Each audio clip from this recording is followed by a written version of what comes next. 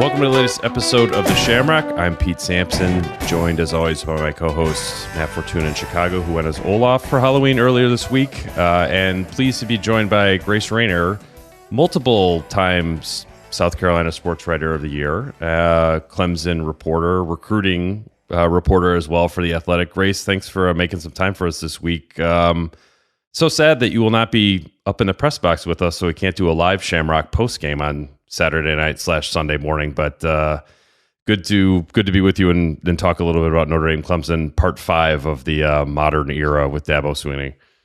Oh, I know. I'm bummed that we're not going to all be together. I'm going to actually be in Knoxville, hanging out with some Tennessee fans this weekend. So that could be either really, really, really fun or really, really, really dark. I'm slightly, I'm going to keep my head on a swivel. I asked my dad, I was like, do you want to come with? So I'm excited, but I am bummed that we won't be hanging out. I've been in Notre Dame once when I was a student. North Carolina played there and took an inexplicable 14-0 lead at the end of the first quarter and then completely crumbled. And that was the only time I've been to Notre Dame. But that's a Marquise Williams game, right? Throw, rush, and receive. The Christian McCaffrey, we call it now? Yes, that was the Marquise Williams era. Fun. Were you at the Syracuse-Clemson game? I know you wrote a couple stories after the fact. You were there. What? Nothing ever makes sense when those two teams get together, and yet because it unfolded this very specific way it did, I feel like there's a whole rash of questions about Clemson now that we all thought were put to rest through the first 7 games. How has Clemson dealt with I hate to say fallout because it was a good thing and they won, but how have they dealt with this, especially with the extra week to prepare for Notre Dame? Yeah, as soon as DJ started playing poorly, I think nationally it's kind of like, is the sky falling at Clemson? He had been so good up to this point, and I think he had sort of earned the benefit of the doubt in a way that he probably did not earn last year. And then Cade Klubnik came in and sort of righted the ship. I think he was 2 of 4 for maybe 19 yards. But he didn't turn the ball over, which was really what Clemson needed. And then, of course, they go into the bye week, right? And everyone's like, what's going to happen at quarterback at Clemson? Because now we have 2 weeks to sit here and talk about it and all these things. But Dabo was very upfront afterwards. Brandon Streeter, the offensive coordinator, Will Shipley, a lot of them, like, hey, this is DJ's team. Even Cade Klubnik said that he went up to him in the locker room afterwards and was like, hey, bro, this is still your team. So I'm curious to see how DJ bounces back, because that's something that he struggled with last year, is when things started to go poorly for him, sometimes they spiraled. So I'm curious to see what kind of week he has this week. It was interesting to hear Marcus Freeman talk about Clemson this week, because he almost like unprompted mentioned watching the film and seeing DJ go up to Cade when he came in the game and really sort of being there to support him. And I really like that. That really shows that Clemson has a sort of a good team morale. Like, I'm assuming this is like a million miles away from when Trevor Lawrence came in as like the 5-star freshman and took over the job, because that felt like a little bit more of a splintered situation where you weren't sure what Clemson was going to do. Is it totally different from that?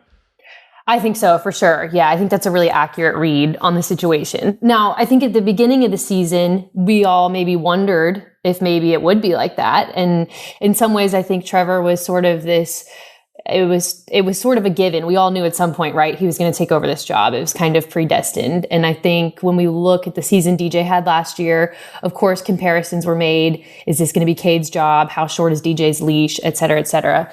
Game 1 was not a pretty offensive game for Clemson, which kind of made things a little louder in that regard. But yeah, I've always gotten the sense that Cade is truly, well, let me take that back. Since after week 1 and since DJ started playing the way he has since played, I have gotten the sense that Cade is truly the backup, and that this is not a situation where it's just a matter of time like it was with Kelly Bryant and Trevor Lawrence. I have 2 follow-ups up to that. First one is, does anyone know what Kelly Bryant's doing right now? And 2, was the internal angst, and not even internal, just I guess around Death Valley, around the state of South Carolina, it seemed like the entire nation was waiting for the other shoe to drop with DJ, and it dropped in that Syracuse game. Was that the sense there? Because the guy played really freaking well this year up until that Syracuse game. Yeah, he had played so well. You're right. And I think game one against Georgia Tech, people were kind of like, what's going on here? And in a lot of ways, the Georgia Tech game, I thought the Clemson offense looked a lot like they did in 2021. And I think there was a sense of, all right, here we go again. But then DJ started playing lights out. He played really, really well from weeks 2 to whatever it was, 7, I think.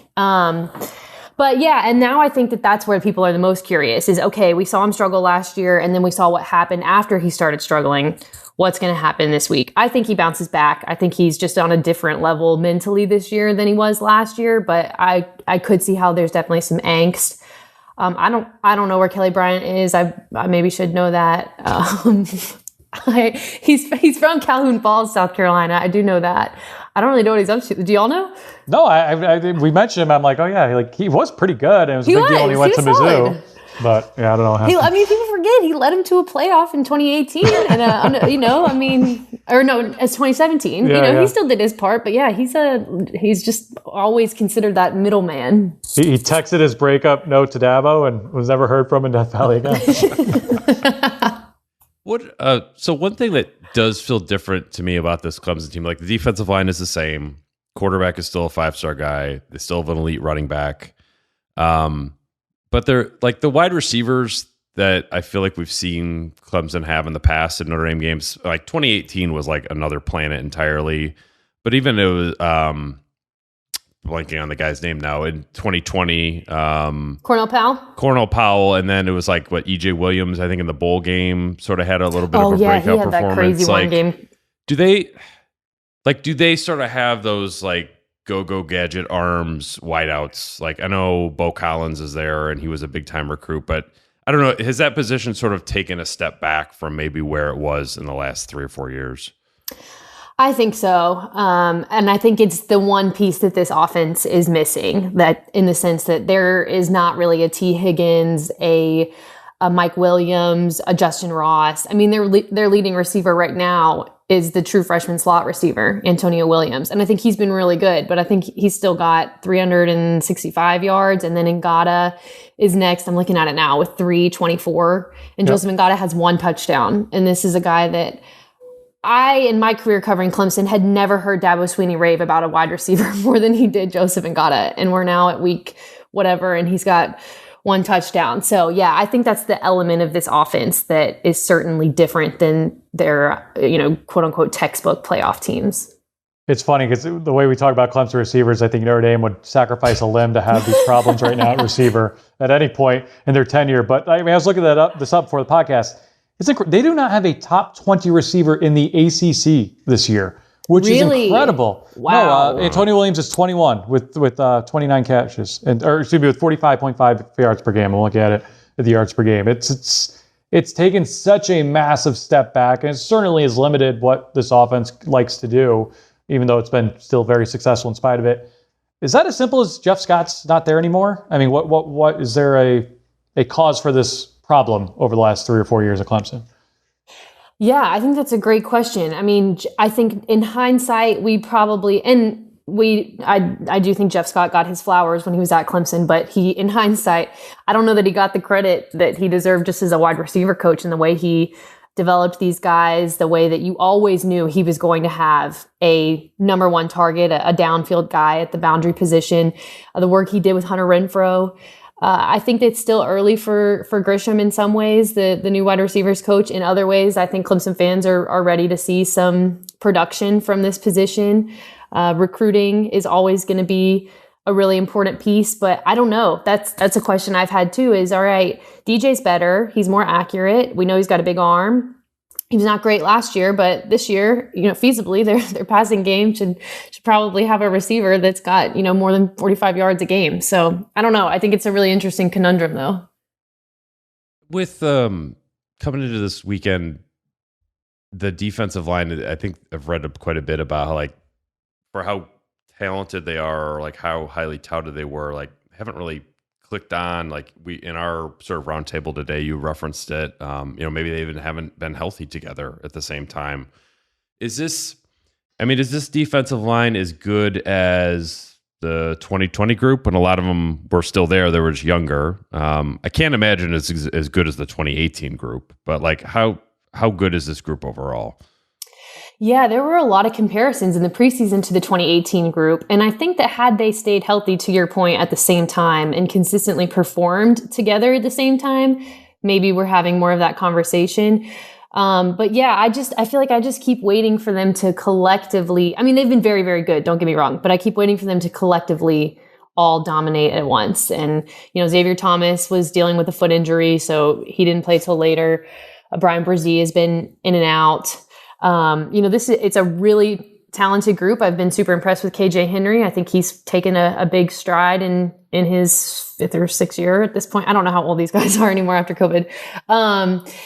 But yeah, I mean, you look across the board, it's a bunch of 5 stars and a bunch of top 10 players. And so the talent is certainly there. I think I'm just looking for them to mesh a little bit more consistently all at one time. I think everyone here, and especially the nation, remembers DJ's second start, which was at Notre Dame. Obviously, he lost, but he set the Notre Dame opponent passing yards record. And between that and his late game comeback the week earlier against Boston College, I think there was a sense of, all right, it was Deshaun Watson, it's Trevor Lawrence, now it's DJ Uiagalelei. Obviously, last year that didn't go according to plan. This year's going much better. Did you think he's almost unfairly judged by that big performance his last time out at Notre Dame, and everyone's just they saw that as a first impression nationally and are just waiting for him to do that every week now, as impossible as it is? Yeah, for sure. I mean, he set such a crazy high bar, to his credit. Right. But yeah, I mean, just to be able to replicate that week in and week out, I think was probably a little unrealistic. And then I thought he had better talent around him in 2020 than he did last year. I mean, Cornell Powell had a great game that year. He was a senior. Amari Rogers, Travis Etienne was on that team. I think there's a lot to be said for, coming in as the true freshman backup. Not a ton to lose, just knowing that Trevor was going to be out with COVID and he was going to take over here in this huge setting at Notre Dame. And so I think in some ways he was probably a little bit looser than he was last year as the starter. But for sure, ever since we saw that outing, we all held him to that standard. And so when he didn't meet it last year, I think it was all the more jarring. It was funny. I was talking to Isaiah Foskey, Notre Dame's top defensive end, on Tuesday night, and we're sort of reliving the 2020 game. And he's like, oh yeah, the entire game plan was Travis Etienne, take him away and force DJ to throw it. And then he paused for a second. He's like, yeah, and it was really kind of played out of his mind too. He really freaking threw it. It was, I think walking out of the stadium, we're like, well, Notre Dame will have to play him one more time, but definitely not 2 more times, because there's no way he'll be on the Clemson roster in 2024 or 2023, because he will be somewhere starting in the NFL somewhere. With Clemson overall, I think that there's a little bit of this national narrative out there that they've kind of slipped from where they were in 15, 16, maybe even 18, 19. And I don't know if it's they've slipped as much as just they don't have a transcendental quarterback right now. Do you feel like the program is as healthy as it's been when they were winning at an elite level? It's just the quarterback play is not a number 1 overall pick or a first round pick right now. Yeah, I think that's a little bit of it. I think the wide receivers is a big part of it. And I think with this Clemson team, we're all waiting for them to just slam the door on someone, right? We saw them, I won't say struggle, but I thought they looked more vulnerable than they should have against a Furman, against a Louisiana Tech. Syracuse was obviously a ranked win for them, but you look across the board at these rosters and Clemson is a much more talented team. It is a better team. And so I think that's what everyone's kind of waiting for. Is in the past, even when their schedule was under a lot of scrutiny, they were dominating people and just running them out of stadiums. Whereas this year, I don't know that we've seen the complete, we are going to assert ourselves as the best team in this stadium from start to finish. It's funny you guys mention it in that context, as I always go back to something. I did a story, I think it was maybe after the 2018 Clemson team won it all. I did a story on just how you need to build a national champion and what ingredients go into it. I remember speaking to Manny Diaz, who was the head coach of Miami at the time. He said you need to recruit your butt off, but on top of that, you need 1 or 2 transformational stars. And he goes, perfect example, 2017 Clemson made the playoff. 2018 had the exact same roster, except they added Trevor Lawrence and Justin Ross, and they were maybe the greatest team ever. And I just feel like that's lacking now. Like, I think if they win this week, which they should, I don't think there's any doubt they're going to make the playoff. I don't see them losing again.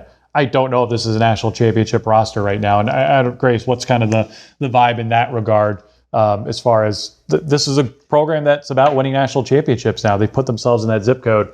I don't know if they're there yet, but I've been wrong about them before. I agree with you. I mean, it just feels like a different... I mean, this 2018 team was just so dominant from start to finish. 2016, you could see it coming, obviously, after the way the 2015 national title game went with Alabama. I think that they are a playoff team. I'm with you, and I don't see them losing out. I see them winning out the rest of the season. I think that's a very manageable task for them. But that is the thing I'm the most curious about, because in the past, you felt like, okay, they were going to fare pretty well in the playoff. They were going to match up decently. They were not going to probably get run out of the building. I could also be wrong. I just have no idea how to view this team right now in the playoff, because I just feel like we still have more to see from them. So I think that they are a playoff team. I don't know that they're a national championship team. These days, every new potential hire can feel like a high-stakes wager for your small business. You want to be 100% certain that you have access to the best qualified candidates available. That's why you have to check out LinkedIn Jobs. LinkedIn Jobs helps you find the right people for your team faster and for free. You want to find the qualified candidates that gel with your philosophies and that also have that cohesion that you're looking for with your existing team. And LinkedIn Jobs can help you do that. LinkedIn Jobs also allows you to add your job and the purple hashtag hiring frame to your LinkedIn profile to spread the word that you're hiring. Simple tools like screening questions make it easy to focus on candidates with just the right skills and experience, so you can quickly prioritize who you'd like to interview and hire. This is the perfect time to find the candidates that you want so that you can finish out the year strong. It's why small businesses rate LinkedIn Jobs #1 in delivering quality hires versus leading competitors.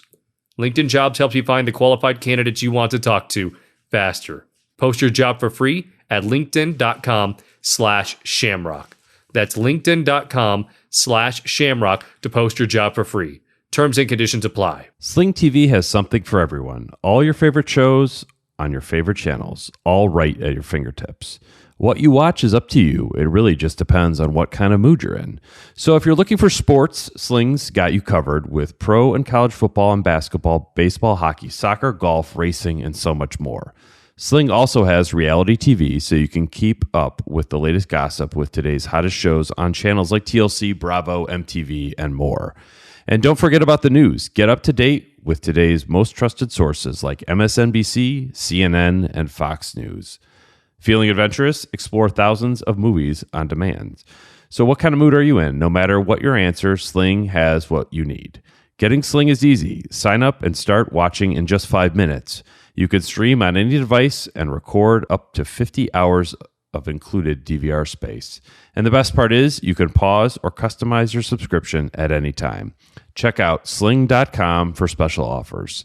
Sling, the TV you love for a price you'll love. Try us today. I know you're not like in the weeds deep with Clemson as much as maybe in the past, but like, do you have much of a perception of like how Notre Dame is viewed there? I mean, the games have been, Notre Dame wins up here in double overtime. The ACC championship game was not competitive. I'd say the Cotton Bowl was not competitive in the college football playoff. The 2015 game was awesome. Yeah. But like, how is Notre Dame perceived around Clemson, just in terms of like a rival or just a team on the schedule or like a shiny helmet that everyone knows? I think there's a ton of respect on the Clemson side for Notre Dame, just knowing their history. And like you said, some of these matchups were not close, but the close matchups were epic. And that's the Notre Dame that I think Clemson sees. They see the Notre Dame of 2015, of 2020 at Notre Dame. And I think there's just a deep appreciation for the history, the tradition. You know, I know how much it meant to Dabo to get to go to Notre Dame and see the campus. I don't even know that he had seen it before. So I mean, I don't know if we're going to start calling this a rivalry. I love that they're playing so much over the next however many years. You and I were talking about this off air about how your kid's going to be like 25 when they play in the 2030s.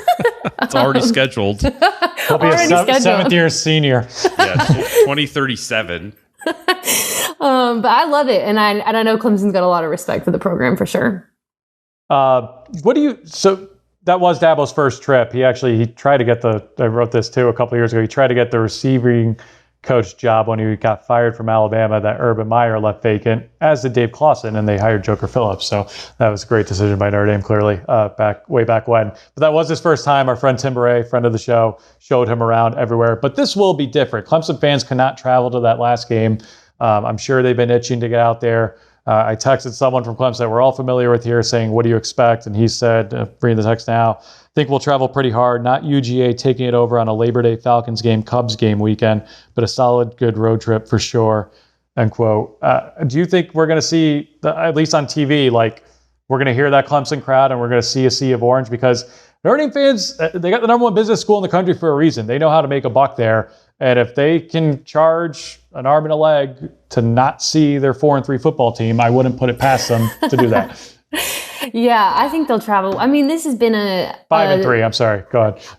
You're going to get yelled at on your DMs? Just kidding. But yeah, I think this is a bucket list trip for a lot of Clemson fans because, like you said, in many ways, they've been waiting for this trip for years. I think a lot of them had it scheduled, ready to roll on their calendars, planned accordingly for 2020. And then obviously COVID-19 happened. And so I don't think it really matters to them that Notre Dame is maybe having a little bit of an off year compared to years past. I think they're pumped to go see the stadium, see Touchdown Jesus, get to see a game at Notre Dame. So I expect them to travel pretty well. I think they're pretty pumped. You know what's bizarre to me? This game is not sold out. It's not? It's not. Wow. Like you can go on the Notre Dame site right now and buy tickets. So I take back what I said about Notre Dame reselling since they won't need to resell. Yeah. It's shocking to me considering like how big of a ticket this would have been in 2020 if it had been a ticket for everybody. Like that would have been one of those games where I think the Notre Dame fan base would have showed up to levels that there would not have been a lot of orange in there. Yeah. But the fact that it's not sold out and you can go on Notre Dame's website and buy tickets for it now makes me think that I guess I would think there would be a lot of orange in there, but I don't know. Maybe there won't. Maybe Clemson's fan base has sort of traveled out a little bit, over the last, 5, 6, 7, 8 years going to ACC title games and college football playoff games and national championship games. But I'm quite interested in it because, I mean, Marcus Freeman even talked about this on Mondays. Like, he remembers the Cincinnati game last year, which was a very harsh slap in the face that a group of 5 team would come in and sort of have 20% of your stadium and all bright red and quite they were quite liquored up, I'll just say it. That was a rowdy fan group. So I think there will be a lot of orange in there. I also think like even the fan bases have a pretty good mutual respect for one another, where I think it'll be a fairly cordial environment for Clemson fans. You're only allowed to say mutual respect Navy Week. Oh, sure. Pete. That's been trademarked. I agree with you, though, Pete. I do think that these fan bases have a lot of respect for one another and know that they're getting a quality opponent every time they play. The thing I always come back to with that 2017 Georgia game was it was week 2 after a 4-8 season. Like, that was the Notre Dame fan base basically saying, like, we're not happy with the direction of things right now. You're going to have to show us before we believe you. And oh, by the way, Georgia fan, you can have my ticket for $500. I've got 6 other games I'll go to this year for $80 or whatever. Back to the on-field matters. Wes Goodwin is not Brent Venables, and I say that because no one on planet Earth is Brent Venables. He's a very unique individual who's got his own problems on his hands right now at Oklahoma. However, I didn't know a whole lot about Wes Goodwin. I don't think a lot of people knew a whole lot about Wes Goodwin. And when the minute Brent Venables left, I was making calls around on who would replace him, and everyone at Clemson said, "Oh, it's a done deal. It's already Wes." And I thought, who's Wes? It surprised me because I didn't know him. I think he was an analyst last year. It was also conveyed to me, and again, not to take away from Wes Goodwin, Matt, you or I could coach that defense next year, and they're going to be that good because they're so loaded. So what are the early takeaways from this first-year defense coordinator who's replacing the best really of this generation, I think, to ever do it on that side of the ball. Yeah, for sure. I mean, that's the thing, is that I think Wes was always going to be compared to Venables, fairly or not, but that's just kind of what's become the standard at Clemson, just because he was there for so long and they dominated for so long.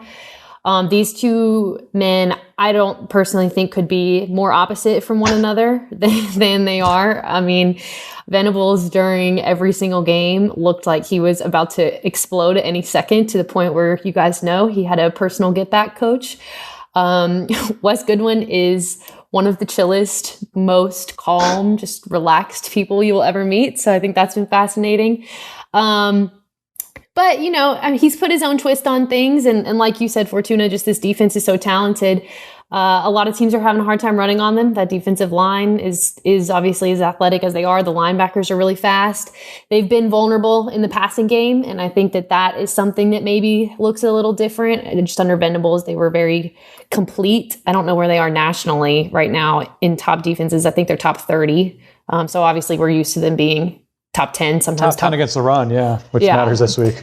Yeah, for sure. They're top 10 against the run, but what are they in the past? I think they're like in the 80s. That weight game really skewed things, but it's not good. 86. So I'm more curious to see, kind of to your point, just about the talent, is, all right, when we look up in 2 or 3 years, what does this look like when he's recruiting his own players, when he is in a situation where this is fully his defense? I think we can better evaluate him there. But I think the return's been pretty positive, and that's Dabo Swinney for you. He said it took him 30 seconds, and he didn't really care that the whole world thought that it was kind of nuts that he didn't even interview someone else, and away they went. Right, Notre Dame did that for their head coaching job this year. Yeah. Is that as Dabo sort of gets deeper and deeper into his tenures at Clemson, does he have more of just like that, I don't give a crap what anyone else says or thinks, I'm just going to do what I want to do? I mean, I think he's always sort of been that way, but maybe it's getting even stauncher. Like, I don't know if we're venturing into old man yells at cloud with Dabo here, but is he sort of like more sort of like dug his heels in and like, this is my way of doing things, whether it be NIL or transfers or what have you, that he's just like, he's kind of establishment now. He's not the young up and coming coach anymore. I think so. Yes. A lot of people think he's one of the more stubborn coaches in college football. I think he's obviously been very stubborn when it comes to the portal and that kind of stuff. But also he's proven, and it's worked for him. And, so I think that he's kind of at that point where he's, like, to your point, he's not a young interim anymore. He's not a young up and comer. He's one of the most established, most successful coaches in the industry. And I think he's a really good example of how there's no one way to do it. But yes, I think he started to care less about like public perception and just what people think about him. He does still remember that ESPN gave him a D+ hire. He does still bring that up every now and then. But in many ways, I wonder if he was always like this, but now he just has the results and the confidence to kind of back it up. I remember watching his first game when I was in college thinking, who is this clown? Like, he just seems like so in over his head. So I would have given him an F, and but that's not anywhere on the internet. But to that same point, this felt like a prove it year for me to Clemson. Not that there was anything like left to prove, but they were kind of the model of stability in this era. And they took a big step back on the field last year, even though they won some games still. He lost both of his coordinators. He even lost his athletic director. There was so much change in the aftermath of a not great season, and I don't think it was related, but it just all happened to happen at the same time. Was there a sense in that same vein of like, Dabo's got to go out and prove it another way now, or this is a put up or shut up year for Clemson, or they're just going to fade back into the oblivion of good programs that's never going to win or seriously compete for a national championship again? And I would add to that, through no fault of their own, I think the realignment carousel has kind of shined a brighter light on that because they're on the outside looking in when it comes to eating with the big boys financially. For sure. Yeah. I mean, I think realignment is such an important piece of that. But yes, I viewed this season in the same way you did. And I felt like, and I said this all off season, and I still feel like this, that whatever we saw in last year's offseason and then bleeding into this season, regardless of what it was, I felt like it would help us explain 5 years from now, 10 years from now, where Clemson is and why. Like, I just felt like this was that crucial of a year from them. They've had almost no turnover. Venables was there for 10 seasons.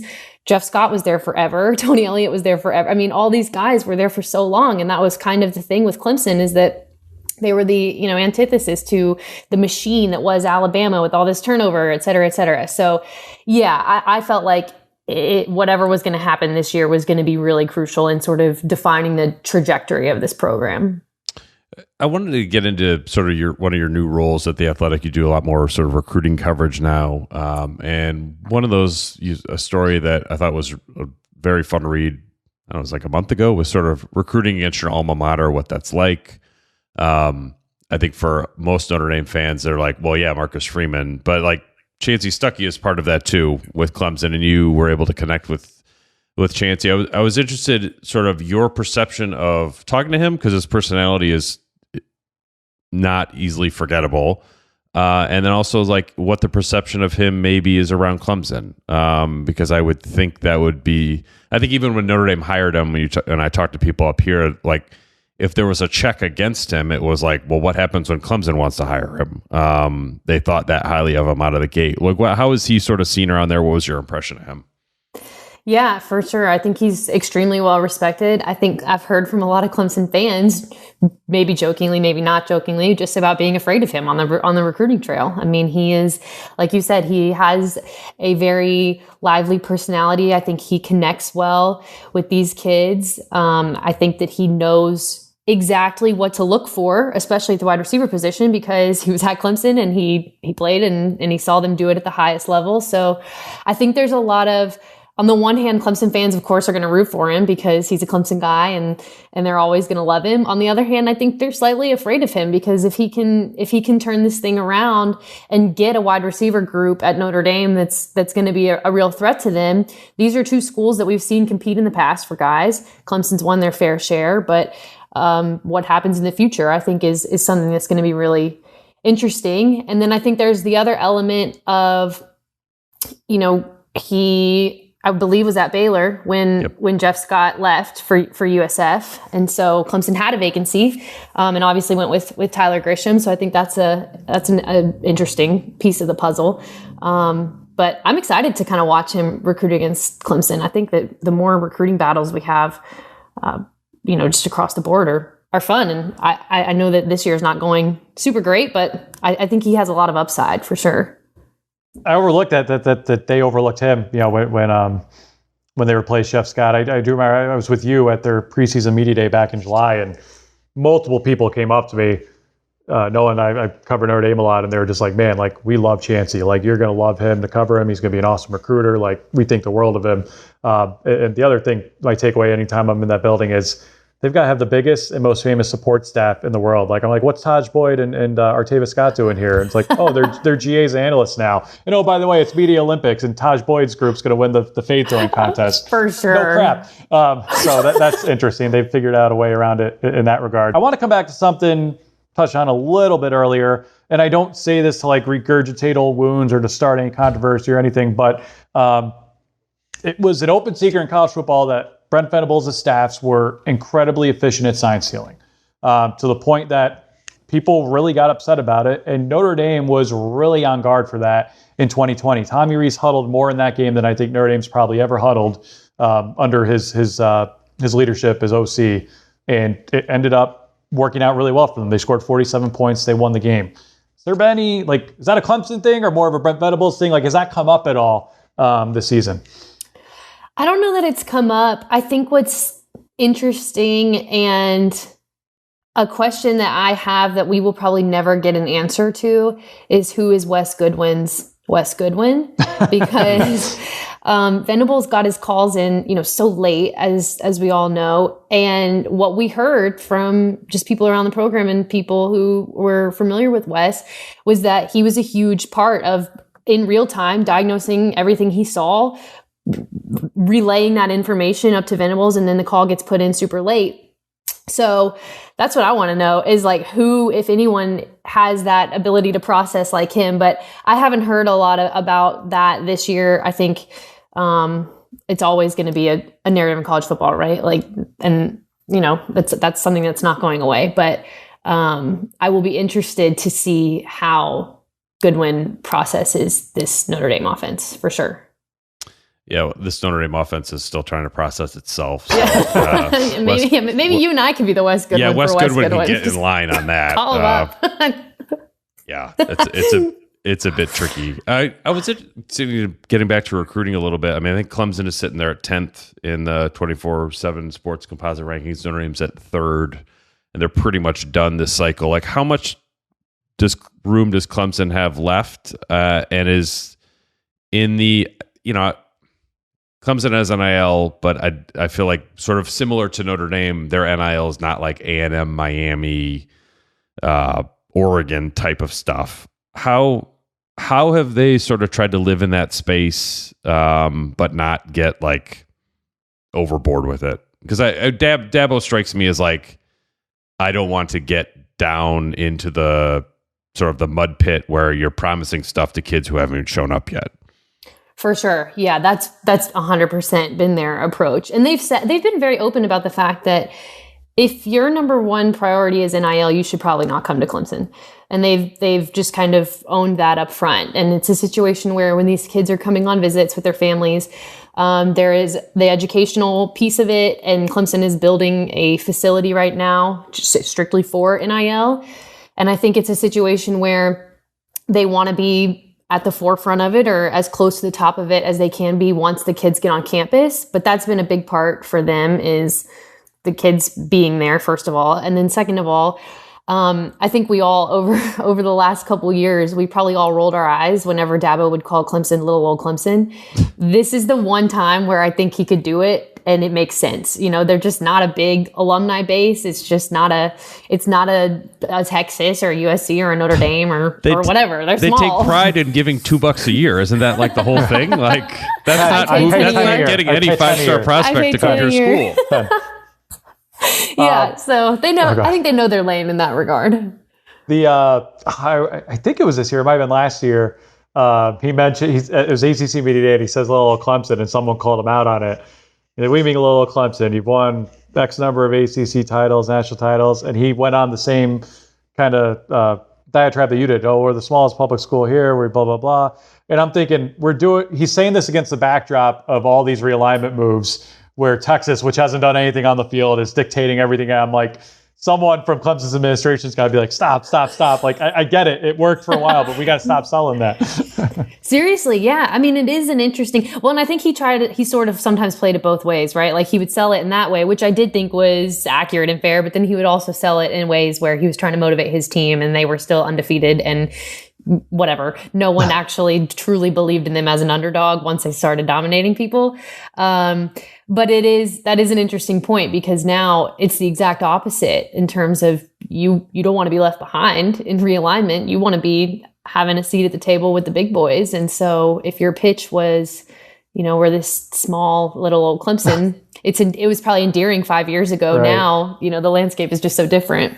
I love that you've got like little old Clemson with a head coach making what, like $8, $9, $10 million a year? Oh, 11 or 12 now. 11 or 12 now. And like the greatest Notre Dame story at a place with a 13, I don't know what the endowment is in the billions, is a freaking walk-on defensive lineman named Rudy. Like it's these two schools love the underdog story despite like the fact that they are both like gorillas in the room. Yes, gorillas. I love that. Yes. I mean, I'm all for do whatever motivates your team, but I mean, there was a whole time, y'all remember it, the Roy bus, all these things. Yeah. Well, I mean, when's the last time you heard the word, I don't even want to say it. When's the last time you heard the word Clemsoning? You know what I mean? Like he's on YouTube when I watched that video. Right. Like that was, David Hale was our guest last week. We should have asked him about that, but he was on the receiving end of Dabo's rant that week.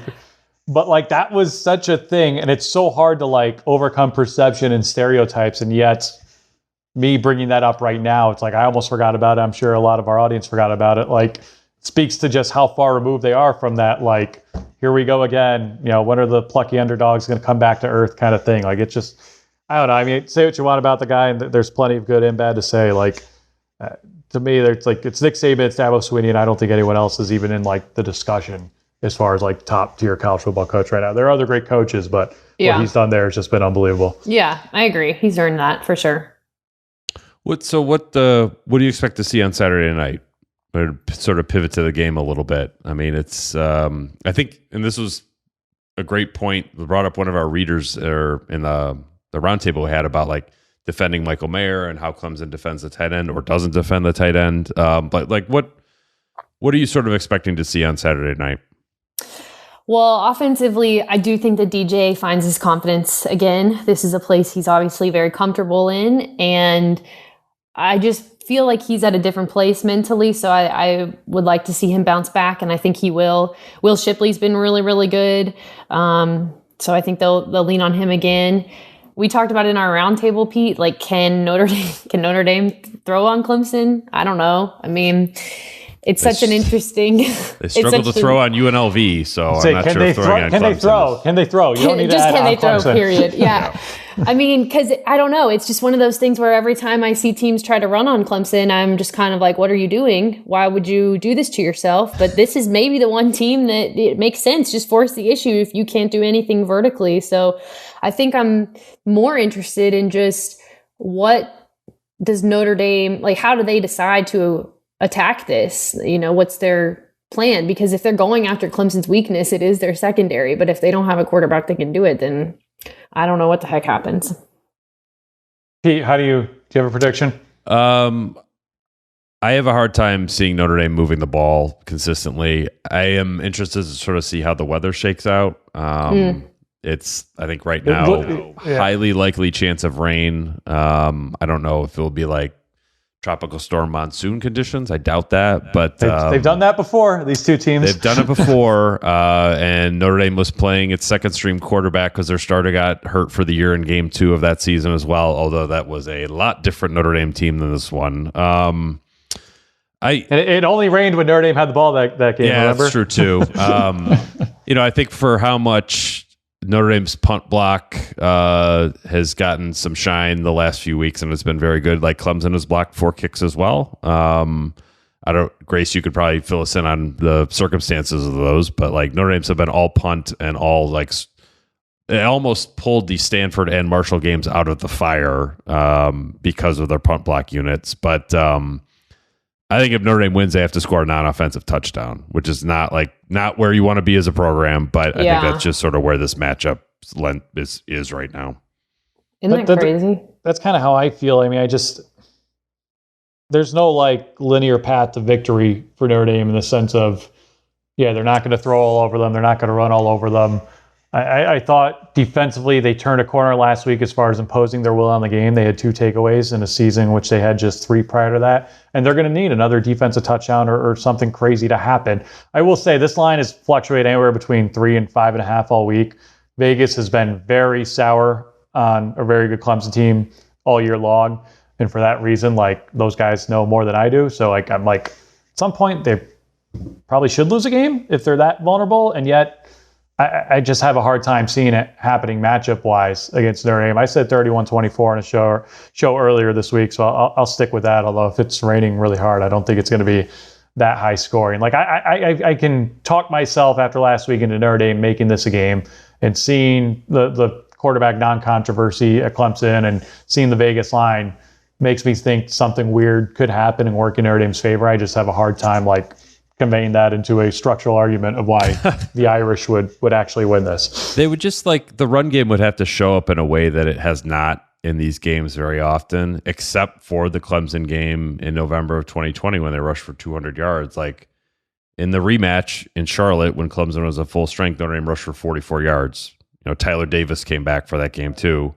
Against Alabama in the playoff, I think they rushed for 139 yards. So it's not.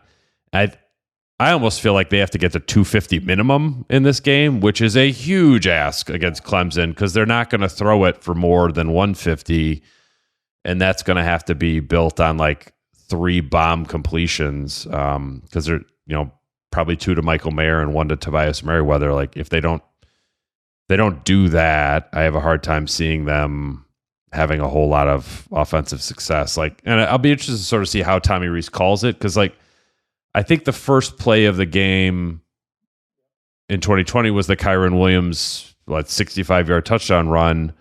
I think they almost have to like come out and chuck it deep on the first play of the game just to like prove that they're willing to do it. Not that it's going to be an efficient way to move the ball, but I just feel like that's what Notre Dame has to do, because if they don't even attempt it, then Clemson will just like crowd the line and they're not going to have any success at all. Pete, was Al Golden asked about this at all? They ended his college coaching career 59-0 in 2015. No, that did not come up. The revenge game. Here we go. Yeah, no, he talked about DJ and was like sort of a bit perplexed that there would be any sort of controversy at quarterback at all. So yeah, no, there wasn't a lot of that. A lot of good things to say about Will Shipley. I guess, Grace, one other thing, like I think Clemson's offensive line has been a little bit of a weak point over the last few years, and I thought Notre Dame's defensive line really bludgeoned them in 2020, in November at least. Like, is that group better, or is that a point where you can sort of put some pressure on Clemson? I view this, I mean, that was probably the biggest acquisition in the transfer portal that Clemson fans wanted to see Clemson make, was go get a veteran starter who can beef up the offensive line. I think Shipley is playing really well this year, and he and Maffa together have become a nice little duo. I kind of view this offensive line the same way I viewed it for the last however many years. It's never going to be the star of the team. Sometimes it's going to be a little bit of an issue.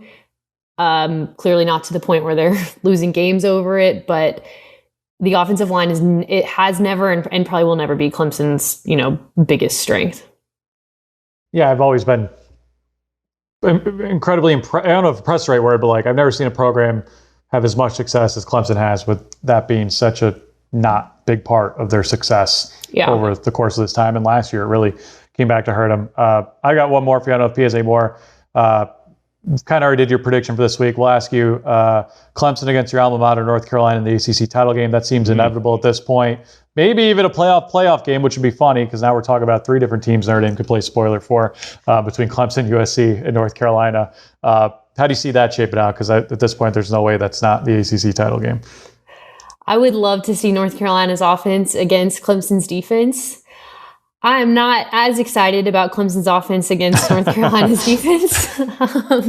I mean, I think UNC's got the offense to play with anyone in the country, but the defense, last I checked, it was like in the 120s. So I like Clemson in that game, but my very best friend in the entire world is getting married that day. So I will not be seeing it and or watching it, but I feel like it could have some fireworks, but I like Clemson in it, just given UNC's defense right now. My very best friend in the entire world's getting married that weekend, but he chose a Friday wedding.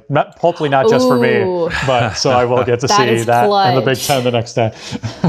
That is clutch. I feel like any Clemson fan who watches this Saturday and then looks ahead to the ACC championship game is like, wait a minute. Drew Pine threw for 289 yards and 3 touchdowns against North Carolina's defense. This guy? Yeah. I think Clemson should feel pretty good about where they stand heading into that one. But it's a shame you won't be able to watch that, Grace, because I think that will be that may be the most intriguing ACC second most